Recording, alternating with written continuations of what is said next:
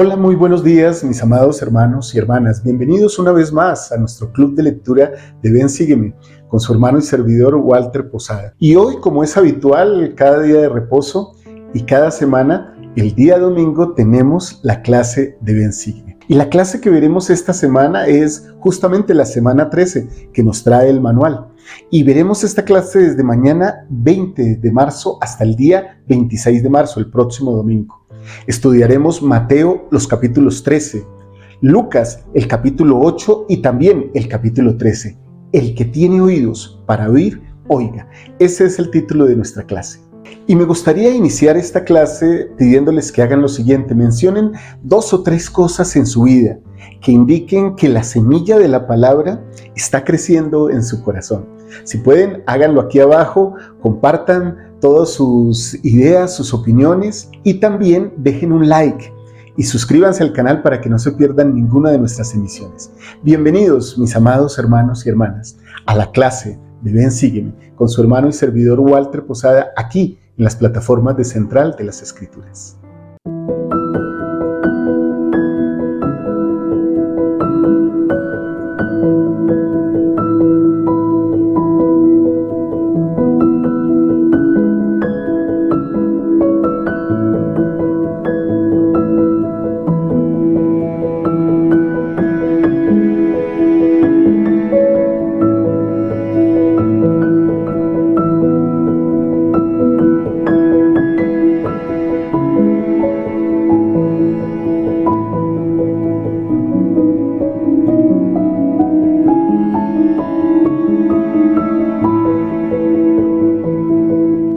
Y bien, creo que durante toda esta lección vamos a estar justamente analizando de manera muy personal si la semilla ha sido plantada en mi corazón. Algunas de las enseñanzas más memorables de nuestro Salvador Jesucristo fueron en forma de historias sencillas que se conocen o se han divulgado en la historia de la humanidad como parábolas. Estas eran más que anécdotas interesantes sobre objetos o acontecimientos cotidianos. Para los que estaban espiritualmente preparados, las parábolas del Salvador contenían verdades profundas acerca del reino de Dios, de su grandeza, de su gloria. Una de las primeras parábolas registradas en el Nuevo Testamento es la parábola del sembrador, que es conocida por muchos de nosotros, la cual nos invita justamente a examinar de manera muy personal nuestra disposición a recibir la palabra de Dios en nuestra vida. Porque a cualquiera que recibe se le dará y tendrá más, declaró nuestro Salvador Jesucristo. Por eso quiero hacerles esta invitación muy directa y muy sencilla, que al prepararnos para estudiar esta clase de Ven, Sígueme, estas parábolas de nuestro Salvador o cualquiera de sus enseñanzas, todos haríamos bien si empezamos examinando nuestro propio corazón para determinar si la palabra de Dios está en buena tierra, si nosotros mismos somos buena tierra, esa tierra donde esa semilla podría crecer, brotar, florecer y producir frutos que nos bendecirán a nosotros y a nuestras familias en abundancia. Imagínense una buena cosecha porque la palabra ha llegado a nuestros corazones. Esos frutos daremos. Nuestras familias y nuestras generaciones serán bendecidas por eso. Y es que las parábolas de Jesucristo, mis amados hermanos, hermanas, enseñan y llenan nuestra mente, sobre todo si estamos preparados. En la guía de las Escrituras nos dice esto acerca de las parábolas, una definición bien clara. Una parábola es un relato sencillo que se emplea para ilustrar y enseñar una verdad o un principio espiritual. En la parábola se compara un objeto o acontecimiento común con una verdad, y el significado o mensaje implícito a menudo están escondidos para los oyentes que no están preparados espiritualmente para recibirlos. Y aquí con realidad tenemos que decir que a veces escuchamos cosas del Evangelio en las clases, en los discursos, nuestros profetas hablan y a veces decimos que fue exactamente lo que nos quisieron decir. Es posible que nuestro corazón no esté preparado para recibir esa verdad en ese momento. Eso no significa que no podamos alistarnos para recibirla en un futuro. Jesús, nuestro Salvador, enseñó con frecuencia por medio de esta manera de enseñar, por medio de las parábolas. Con esta aclaración acerca de lo que son las parábolas, para tener una mejor comprensión durante toda esta semana, miremos justamente los principios que nos acompañarán esta semana y que trae el manual de Ven Sígueme. Recuerden que esta clase es tomada directamente del manual de Ven Sígueme, principio a principio. Y estos son los principios entonces que veremos durante esta semana. Principio número 1. Mi corazón debe estar preparado para recibir la palabra de Dios. Este es un cometido personal, una responsabilidad personal, estar preparados para que el Evangelio llegue directamente a nuestro corazón. Principio número 2. Este principio nos enseña que las parábolas de Jesús nos ayudan a entender el crecimiento y el destino de la Iglesia de Jesucristo, la Iglesia de Jesucristo de los santos de los últimos días. El principio número 3 nos dice que los justos deben crecer entre los inicuos hasta el fin del mundo, como la semilla que nace y brota de trigo entre la cizaña. De esa manera nosotros tenemos que crecer en este mundo. El principio número 4 de nuestra semana de Ven Sígueme dice en forma de pregunta: ¿de qué forma ayudaban algunas de las mujeres al Salvador? Ese es un principio muy hermoso que también nos trae el manual y que me gustaría muchísimo tratar con ustedes el día de hoy. Así que vamos con el principio número 1 de esta semana y estemos atentos para aprender más acerca de esto que hemos estudiado tantas veces, la parábola del sembrador. Este principio dice que nuestro corazón debe estar preparado para recibir la palabra de Dios. Entonces podríamos hacernos una pregunta: ¿por qué a veces nuestro corazón es receptivo a la verdad, mientras que otras veces somos tentados a resistirla? Al leer la parábola del sembrador nos da una buena oportunidad para pensar acerca de cómo recibe cada uno de nosotros, ustedes allá hermanos en sus casas, yo aquí, cada uno, la verdad del Señor.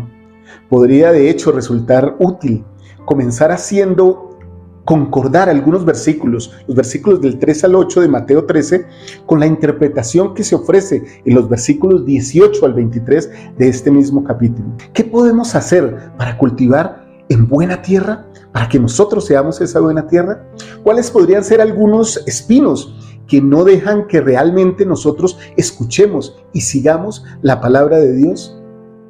¿Cómo nos pueden vencer esos espinos? Veamos estos versículos en Mateo 13, los versículos del 3 al 8 en el Nuevo Testamento, que dicen lo siguiente: y les habló muchas cosas por parábolas, diciendo: he aquí el sembrador salió a sembrar, y mientras sembraba, parte de la semilla cayó junto al camino, y vinieron las aves y se la comieron.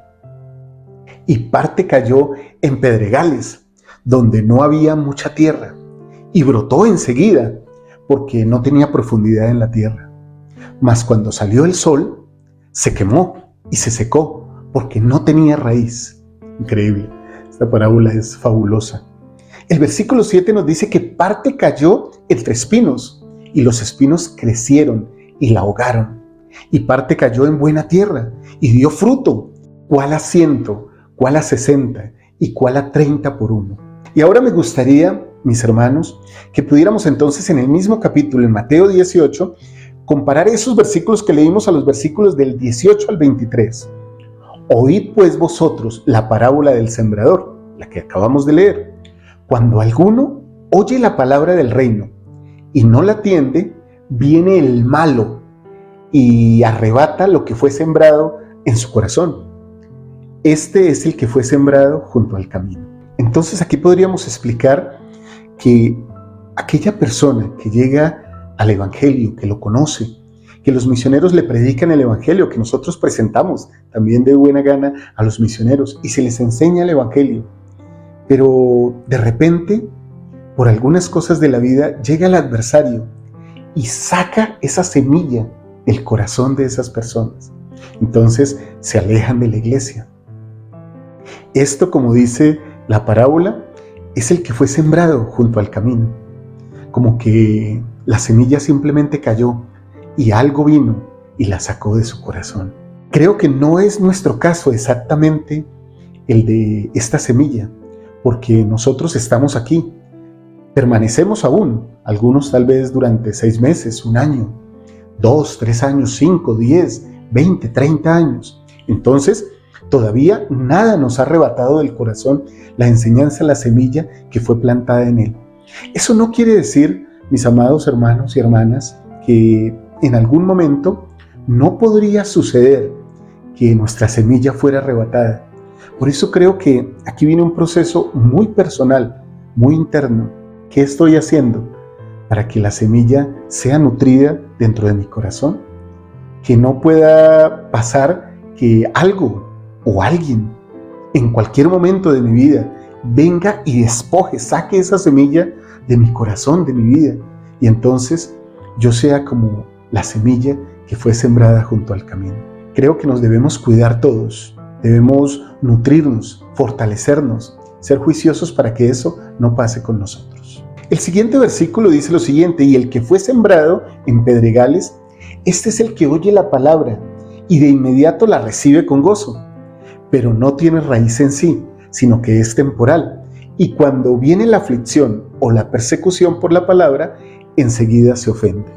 Entonces podríamos asemejar aquí a los pedregales de la vida las aflicciones, las tormentas, las dificultades que vienen en la vida, que hacen que la persona que generalmente llega a la iglesia y conoce el evangelio se alegre y se regocije porque recibió el evangelio. Pero cuando llegan estos momentos, estas circunstancias de aflicción, entonces esa semilla se seca, se pierde, porque no tenía raíz. Los pedregales entonces podrían simbolizar o significar esas dificultades que trae la vida. Y aquí es importante que recalquemos algo que hablamos muy a menudo en nuestras clases. El solo hecho de conocer el evangelio no significa que no tendremos aflicción en esta tierra.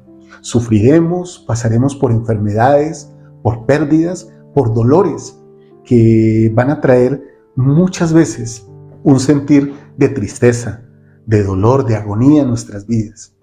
Pero si nuestra raíz es profunda, si nuestra semilla no fue sembrada en pedregales, entonces no importa en qué lugar estemos, si la tierra es buena, floreceremos, daremos fruto. Ahora el versículo 22 nos dice lo siguiente: y el que fue sembrado entre espinos, este es el que oye la palabra, pero el afán de este mundo y el engaño de las riquezas ahogan la palabra y se hace infructuosa. Aquí vemos que estos versículos pueden significar que los espinos simbolizan la concupiscencia, que es el deseo desmedido por los deseos carnales y también por las riquezas de este mundo. A veces nuestro corazón y nuestra mente se centra tanto en las cosas de este mundo que podemos olvidar las cosas de nuestro Padre Celestial. Lo que realmente es importante y significativo para que nosotros alcancemos y logremos la vida eterna. Esto puede simbolizar o puede asemejarse a aquellas personas que es posible que le den más prioridad a sus trabajos y a sus labores que a vivir el día de reposo. O por lo menos aquellas personas que pueden pensar: ¿cómo voy a pagar un diezmo? Si esa es una gran suma de dinero y sumada al año y durante años y años de mi vida, eso sería un gran capital. Entonces, ¿por qué habría de pagarla yo? Prefiero tomar esos recursos y utilizarlos para mí y para mi familia. A veces, mis amados hermanos y hermanas, esos deseos desmedidos por las riquezas y las cosas del mundo hacen que perdamos no solo las riquezas de esta tierra, sino también las riquezas de los cielos. Creo que cada uno de nosotros debe en este punto mirar si su semilla está bien sembrada y si es posible que haya que abrir un poco más el terreno, cavar un poco más, abrir un poco más de hueco para nutrir, para que las raíces cojan más fuerza, porque pueden llegar tentaciones en esta vida que son significadas en esta parábola como los espinos, que pongan a tambalear nuestro fruto, nuestro árbol, digámoslo así, la semilla que fue plantada. Y entonces esa semilla se haga infructuosa en nuestra vida y en los que vienen después de nosotros. Entonces el versículo 23 que continúa de esta parábola nos dice el resultado de los que fueron sembrados bien. Mas el que fue sembrado en buena tierra, este es el que oye y entiende la palabra, y el que da fruto, da a uno a 100, y otro a 60, y otro a 30 por uno. Entonces aquí podemos vernos reflejados tal vez a nosotros mismos, tal vez nosotros que estamos dando fruto. La pregunta podría ser, ¿cuál es el fruto que estamos dando? Si somos buena semilla y nuestra tierra, nuestro corazón es bueno, ¿cuál es el fruto que estamos dando que refleja que realmente somos seguidores de Cristo? No solo miembros nominales de la Iglesia de Jesucristo, sino santos de los últimos días. Ahora me gustaría que miremos los siguientes versículos en Lucas 13, porque estos versículos también podrían influir en la forma en que leemos o analizamos la parábola del sembrador. Miremos estos versículos del 6 al 9 en Lucas 13. Y dijo esta parábola: un hombre tenía una higuera plantada en su viña y vino a buscar fruto en ella y no lo halló. Y dijo al viñador: he aquí, hace 3 años que vengo a buscar fruto de esta higuera y no lo hallo. Córtala. ¿Para qué he de seguir ocupando el terreno? Él entonces respondiendo le dijo, el viñador: Señor, déjala aún este año, hasta que yo cabe alrededor de ella y la abone. Y si da fruto, bien, y si no, la cortarás después. ¿Cuál es el fruto, mis amados hermanos y hermanas, que el Señor busca de nosotros? ¿Cómo nutrimos nuestra tierra para que dé fruto? A mí personalmente me encanta lo que dice Alma en el libro de Mormón, y cómo el terreno es nuestro corazón, y nuestra fe y nuestra disposición en seguir la voluntad del Señor es el abono de ese terreno para que nuestra semilla crezca y podamos dar un mejor fruto, conociendo más y más a Cristo. Y por tanto, el que endurece su corazón percibe la menor porción de la palabra, y al que no endurece su corazón le es dada la mayor parte de la palabra, hasta que le es concedido conocer los misterios de Dios, al grado de conocerlos por completo. Esto es maravilloso. En la medida en que nuestra semilla es buena, el fruto nos va permitiendo conocer más los misterios de Dios. Y el versículo siguiente dice: y a los que endurecen sus corazones les es dada la menor porción de la palabra, hasta que nada saben concerniente a sus misterios. Entonces el diablo los lleva cautivos y los guía según su voluntad hasta la destrucción. Esto es lo que significan las cadenas del infierno. Increíble, hermanos, cómo parece que estuviéramos todavía en el Nuevo Testamento, pero ya estamos en el libro de Mormón.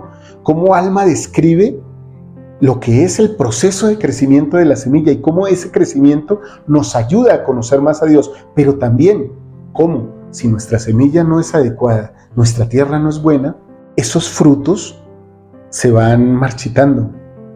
Y entonces el diablo se puede apoderar de nosotros, de nuestra alma, y sacarnos definitivamente de la iglesia. Ahora miremos esto. Estaban Alma y Amulet enseñando al pueblo de Amonía. ¿Recuerdan ese pueblo que era tan inicuo? Entre ellos había varios abogados. El que se menciona en este caso es Esrón. Alma puede explicar esto fácilmente de la semilla, ya que antes de su conversión milagrosa tenía un corazón endurecido que no permitía que la palabra de Dios entrara en él. Sin embargo, el punto es hacer que la discusión sea personal e inmediata, más que teórica. Alma acusa al pueblo de Amonía de rechazar los principios verdaderos y de haber endurecido los corazones. Por esto, dice Alma, nuestras palabras nos condenarán. Sí, todas nuestras obras nos condenarán. Y es que aquí podemos aprender que el juicio de nuestro Padre Celestial está en sus manos y no se basa en eventos o criterios externos, sino más bien en lo que nos hemos convertido. Si endurecemos nuestro corazón y no permitimos que el arrepentimiento se apodere de nosotros, seremos juzgados de acuerdo con el endurecimiento de nuestros corazones. Debemos, hermanos y hermanas, comprender que cuando estamos delante de Dios, o cuando estemos más bien en el futuro delante de Dios, nuestra culpa será solo nuestra. Y entonces no podremos decir como fue culpa de aquel o de aquel. No, no será culpa de nadie, será solo nuestra culpa ante Dios. Aunque en la tierra podríamos esconder esos sentimientos de culpa, tal vez en los grupos de personas de ideas afines a todo lo malo, podríamos encontrar cabida, podríamos encontrar un resguardo, pero ante Dios eso no podrá ser. Entonces lo que pensamos y lo que somos en el corazón será revelado y seremos juzgados por eso. En otras palabras, es como que seremos juzgados por el fruto de nuestra semilla. Aquí cobra más importancia aún la parábola. Y miremos esto del libro de Mormón. Esto que le pasa a Cesrón, el abogado del pueblo de Amonía, y a su pueblo, de la misma manera nos podría pasar a cada uno de nosotros. Pensar que ya tenemos suficiente conocimiento, hemos leído, hemos desempeñado cargos, hemos crecido, llevamos mucho tiempo en la iglesia. O que nuestro nivel de comprensión de las Escrituras es superior. Yo sé más que este maestro, yo sé más que este hermano, yo sé más que este líder. El orgullo de nuestro corazón es un candado, mis amados hermanos, que cierra y sella nuestro entendimiento a nueva revelación, a nuevos misterios, a nuevas cosas deliciosas que Dios quiere darnos. Por eso es que de manera personal a mí me encanta tanto la claridad que aparece en las Escrituras sobre el hecho de que nosotros somos sembradores. Pero podríamos decir, bueno, ¿pero sembradores de qué, hermanos? De nuestra propia semilla. Somos responsables de manera individual de sembrarla, cultivarla, nutrirla, cuidarla durante toda nuestra vida. Ese no es un proceso de unos años, solo cuando recién me convertí, o cuando fui misionero, o cuando fui líder. Es un proceso de toda la vida. Este proceso es enseñado por Alma y no termina cuando uno ha acabado de leer por lo menos el libro de Mormón. O como les decía hace un momento, cuando he desempeñado llamamientos, tal o cual llamamiento, tal o cual asignación, o porque he estado en la estaca y ahora vengo al barrio y ya no necesito nutrirme, o porque fui autoridad y ahora soy un miembro de la escuela dominical, ya no es necesario nutrirme, o porque he asistido al templo tales y tales días, o porque he sido misionero. Es un proceso de toda la vida. Alma lo describe así. Y ahora bien, he aquí, ¿es perfecto vuestro conocimiento después de haber gustado esta luz? He aquí, os digo que no. Ni tampoco debéis dejar a un lado vuestra fe, porque tan solo habéis ejercitado vuestra fe para sembrar la semilla, a fin de llevar a cabo el experimento para saber si la semilla era buena. Nosotros ya hemos hecho ese experimento y sabemos que nuestra semilla es buena. Entonces dice Alma, y aquí, a medida que el árbol empieza a crecer, diréis, nutrámoslo con gran cuidado para que eche raíz y crezca y produzca fruto. Y aquí, si lo cultiváis con mucho cuidado, echará raíz y crecerá y dará fruto. Mas si desatendéis el árbol y sois negligentes en nutrirlo, he aquí no echará raíz, y cuando el calor del sol llegue y lo abrace, se secará porque no tiene raíz, y lo arrancaréis y lo echaréis fuera. Pero, dice Alma, esto no es porque la semilla no haya sido buena, ni tampoco es porque su fruto no sea deseable, sino porque vuestro terreno, el nuestro, hermanos, es estéril, y no queréis nutrir el árbol, por tanto no podréis obtener su fruto. Y por lo mismo, si no cultiváis la palabra, mirando hacia adelante con el ojo de la fe a su fruto, nunca podréis recoger el fruto del árbol de la vida. Y antes de continuar, porque quiero que hagamos un énfasis especial en este versículo 40, pero antes de continuar, repasemos un poco todo este proceso de la semilla. La semilla no crecerá si nosotros no la cuidamos, no la nutrimos. Y algún día nos tendremos que poner delante de nuestro Padre Celestial. Incluso, a veces pienso que cuando tenemos entrevistas con nuestros líderes son juicios parciales. Por lo menos para obtener mi recomendación para el templo, debo ponerme delante de un juez de Israel, un obispo o sus consejeros, un presidente de estaca o sus consejeros. Entonces, son juicios parciales. Y podría decir yo, bueno, ¿es que la semilla no era buena? No. Realmente, cuando la semilla del Evangelio llega a nosotros, si no produce buen fruto, es porque nuestra tierra no ha sido buena o porque nosotros no hemos sido diligentes para cuidarla.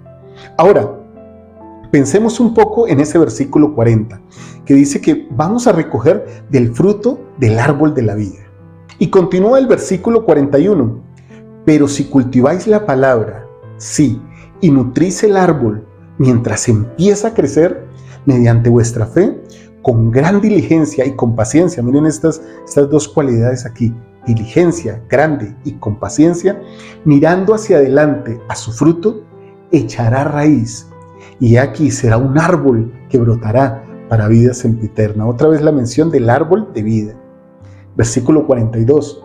Y a causa de vuestra diligencia y vuestra fe y vuestra paciencia, ya aquí suma diligencia, fe y paciencia, al nutrir la palabra para que eche raíz en vosotros, he aquí que con el tiempo recogeréis su fruto, el cual es sumamente precioso y el cual es más dulce que todo lo dulce y más blanco que todo lo blanco. Sí, y más puro que todo lo puro. Y comeréis de este fruto hasta quedar satisfechos, de modo que no tendréis hambre ni tendréis sed. Y entonces aquí viene la consecuencia de todo esto. Versículo 43.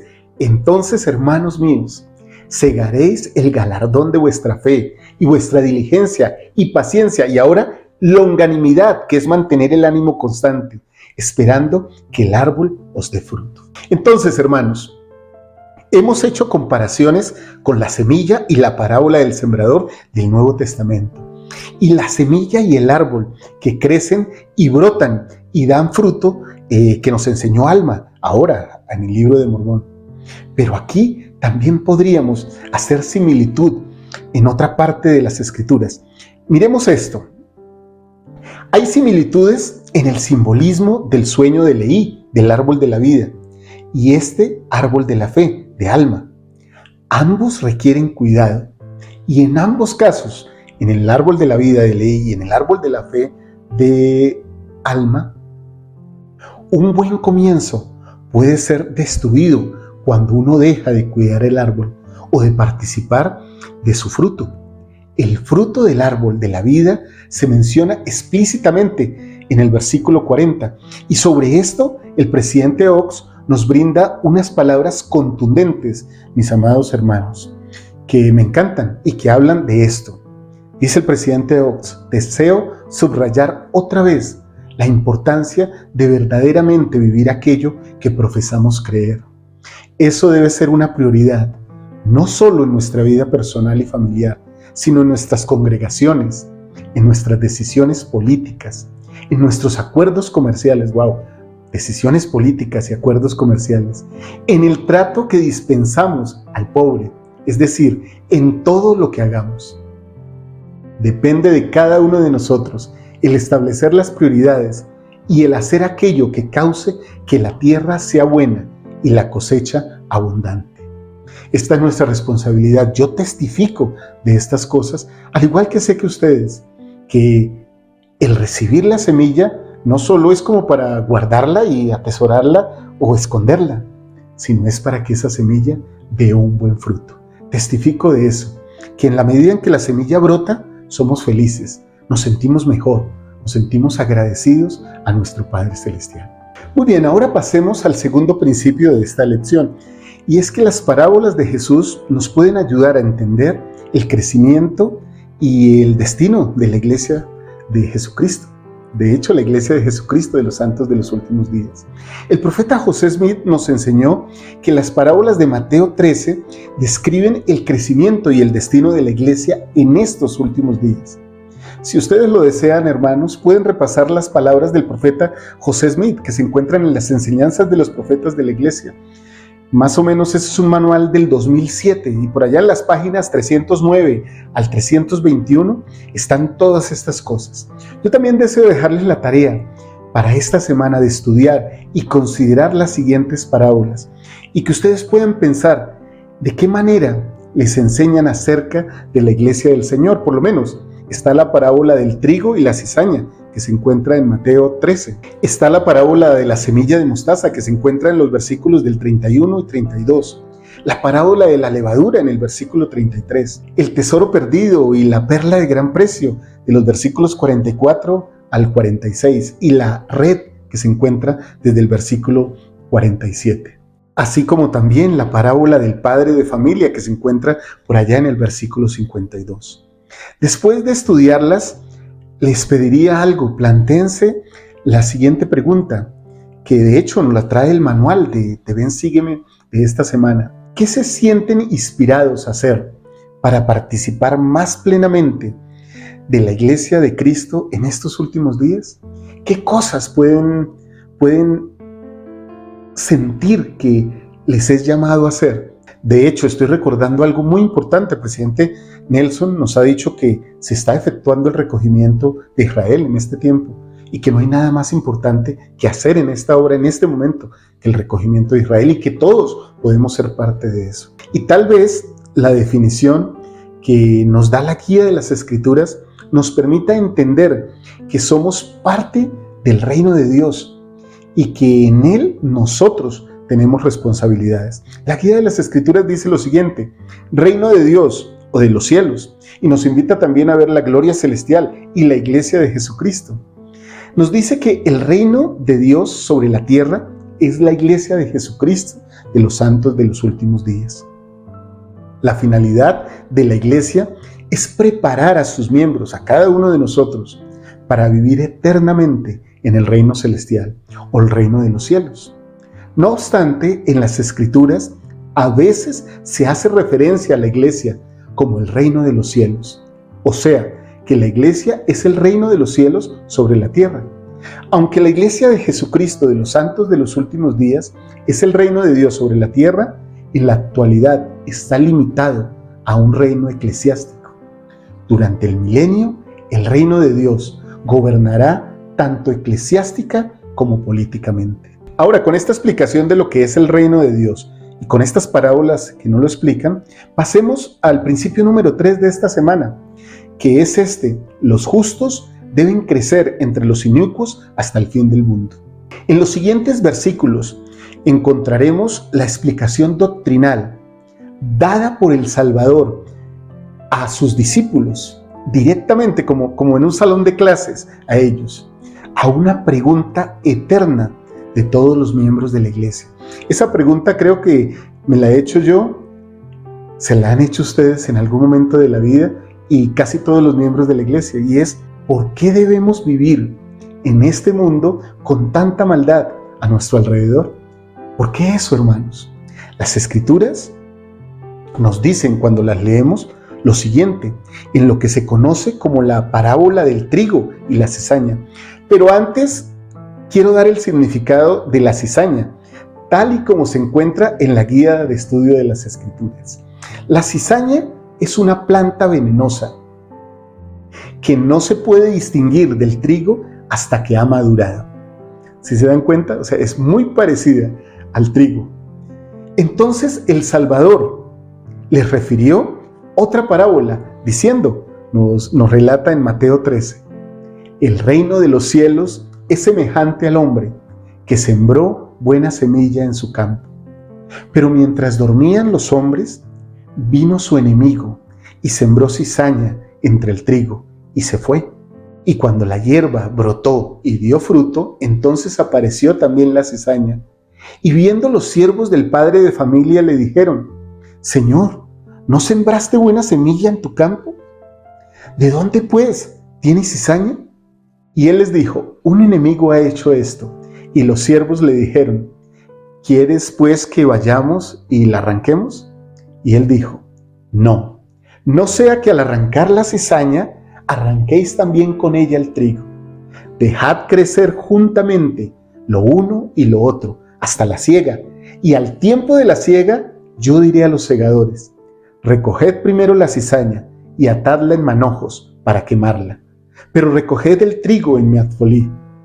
Entonces, una vez despedida la gente, Jesús entró en la casa, y acercándose él a sus discípulos, le dijeron, esto me parece como un salón de clases nuevamente, y cómo los discípulos, aunque estaban tan cerca de él, tampoco estaban tan preparados. Su corazón necesitaba abrirse para entender los significados de las parábolas que el Salvador le dio a ellos y al mismo tiempo nos dejó en una riqueza explícita a cada uno de nosotros. Versículo 37 dice: y respondiendo él les dijo: el que siembra la buena semilla es el Hijo del Hombre, o sea, Jesucristo. Y el campo es el mundo, o sea, la tierra donde vivimos hoy día. Y la buena semilla son los hijos del reino, o sea, nosotros, hermanos. Y la cizaña son los hijos del malo. Y el enemigo que la sembró es el diablo. Y la siega es el fin del mundo. Y los segadores son los ángeles, o los siervos del Señor. De manera que como se arranca la cizaña y se quema en el fuego, así será en el fin del mundo. El Hijo del Hombre enviará a sus ángeles y recogerán de su reino a todos los que causan tropiezo y a los que hacen iniquidad, y los echarán al horno de fuego. Allí será el llanto y el crujir de dientes. Entonces los justos resplandecerán como el sol en el reino de su Padre. El que tenga oídos para oír, oiga. Y mis amados hermanos y hermanas, en esta parábola hay un punto interesantísimo. Bueno, de los muchos puntos interesantísimos que hay, y es que no todo el conocimiento se administra al mismo tiempo para todas las personas. Muchas veces algunos misterios o conocimiento del Evangelio se reserva solo para aquellos que están más cerca del Señor, ya que si no fuera así, hermanos, sería más para condenación a aquellos que no están preparados. En esto el Señor es misericordioso. Si yo no estoy preparado, no me puede dar cierto conocimiento porque ese conocimiento me condenaría. Pero esta parábola no nos debe dar tristeza ni desaliento, al contrario, nos debe llenar de esperanza. El Señor está al tanto de lo que ha sembrado en el corazón de cada uno de nosotros. Sabe dónde y cómo la cizaña está sembrada y sabe cómo diferenciar cuando el momento de cegar llegue. Él sabrá quitar de nosotros y de la iglesia la cizaña, amontonarla, quemarla. Y nosotros, si somos trigo, también sabrá qué hacer para almacenarnos en el alfolí, en el reino de su Padre. Entonces, después de estudiar todo esto, nos podemos preguntar, ¿qué verdades hay en esta parábola que nos inspiran a permanecer fieles a pesar de las iniquidades del mundo, mis amados hermanos y hermanas? Porque a veces parece una tarea titánica o agotadora. ¿Cómo sigo adelante si el mundo me está invitando a pecar? Bueno, tratar de ser como Cristo es una labor de diario, un proceso constante que será hasta el fin de nuestras vidas. Y aún hasta el fin de nuestras vidas también tendremos que vivir en este mundo. Y ahora llegamos al principio número 4 de esta lección. Y como lo dije al iniciar la clase, está expresado en una pregunta: ¿de qué forma ayudaban algunas mujeres al Salvador? Este es un principio poderoso que encontramos en Lucas 8. Nos muestra el papel clave de muchas mujeres y cómo ellas prestaban servicio en el ministerio del Salvador y en el establecimiento de la iglesia. Por lo menos en Lucas, en el capítulo 8, en el versículo 1 nos dice lo siguiente: y aconteció después que Jesús caminaba por todas las ciudades y aldeas, predicando y anunciando el evangelio del reino de Dios. Y los 12 con él, y algunas mujeres que habían sido sanadas de espíritus malos y de enfermedades. María, que se llamaba Magdalena, de la que habían salido 7 demonios. Y Juana, mujer de Chuza, mayordomo de Herodes, y Susana y otras muchas que le ayudaban con sus bienes. Aquí se hace una aclaración sobre María Magdalena, ¿no? Hay quienes en el mundo, no sé por qué razón, piensan que María Magdalena era una mujer dada a la prostitución, y eso no es así. María Magdalena tenía unos espíritus y el Señor la sanó. En el manual Hijas de mi Reino, en las páginas 4 y 5 de ese manual, nos dice lo siguiente sobre las mujeres: muchas otras discípulas viajaban con Jesús y los 12 y aprendían de él espiritualmente y le servían en aspectos temporales. Además de recibir la administración de Jesús, las buenas nuevas de su evangelio y las bendiciones de su poder sanador, esas mujeres le ministraron a él al impartirle de sus bienes y brindarle su devoción. ¡Qué hermoso esto! Estas mujeres ministraron al Salvador. Ministrar es cuidar, es recibir, es dar. Ellas estaban haciendo eso. La hermana Burton nos enseñó lo siguiente: Las mujeres que siguieron al Salvador también dieron poderosos testimonios de Él. Testifico del servicio de las mujeres en Sión y cómo su presencia en lo personal, su liderazgo y sus enseñanzas han bendecido mi vida de una manera asombrosa. Agradezco tener una mujer que sigue al Salvador y ama con su corazón a sus hijos, mis hijos, y los amonesta permanentemente a seguir sus enseñanzas. Amo a una buena mujer que fue mi madre. Amo a muchas buenas mujeres que son líderes, que son siervas del Señor. Amo a muchas mujeres que todos los días, incluso a veces a diferencia de nosotros los hombres, dan su vida por esta obra. Ahora, llegando al final de esta lección, quiero invitarles a dos cosas. Recuerden que al terminar esta clase, veremos también o podremos ver también el Ven Sígueme Express con Liz. Y esta tarde hablaremos más acerca de estas parábolas en la charla dominical que siempre compartimos con ustedes. Y también quisiera invitarles a que, si les es posible, en su noche de hogar o en un consejo familiar o como una actividad familiar, puedan crear sus propias parábolas. Les invito a que puedan ayudar a su familia en su noche de hogar a medida que los integrantes de la familia lean las parábolas del Salvador. Tal vez les guste pensar en sus propias parábolas para enseñar esas mismas verdades sobre el reino de los cielos, que es la iglesia de Jesucristo. Pueden para esto valerse de objetos o situaciones que les resulten familiares a los niños o a todos en la familia. Si les es posible también, hagan una lista de cosas que podrían hacer como familia para que su hogar sea más un terreno apropiado para sembrar la palabra de Dios. Incluso piensen de qué manera podrían nutrir esas semillas de vida en su testimonio, en su corazón. Gracias, mis amados hermanos y hermanas, por acompañarme. Testifico que Jesucristo es el buen sembrador, que Él siembra la semilla en nosotros, que nosotros somos una buena semilla, somos un buen terreno, somos sus hijos. No podríamos ser un mal terreno y no podríamos ser una mala semilla. Testifico que Él nos ama, que desea lo mejor para nosotros, que Él se preocupa personalmente con sus ángeles, sus siervos, por nutrirnos, por fortalecernos, para que algún día podamos presentarnos ante Él y ante nuestro Padre Celestial y decirles: aquí está nuestro fruto, a 100, a 60, a 30. Testifico de estas cosas, mis amados hermanos y hermanas, y lo hago en el nombre del buen sembrador, el Señor Jesucristo. Amén. Muchas gracias, mis amados hermanos y hermanas, por acompañarme en esta lección, en este club de lectura del día de hoy. Espero que el Señor les bendiga en este día de reposo y toda esta semana. A los que nos están viendo en el transcurso de la semana, gracias por hacerlo, gracias por dejar sus comentarios aquí abajo y por dejar su like y también por suscribirse a nuestro canal. Espero que esta lección, todo esto que hemos aprendido, nos ayude a ser un poquito más semejantes a nuestro Salvador Jesucristo. Les amo mucho, mis amados hermanos y hermanas. Chao, chao.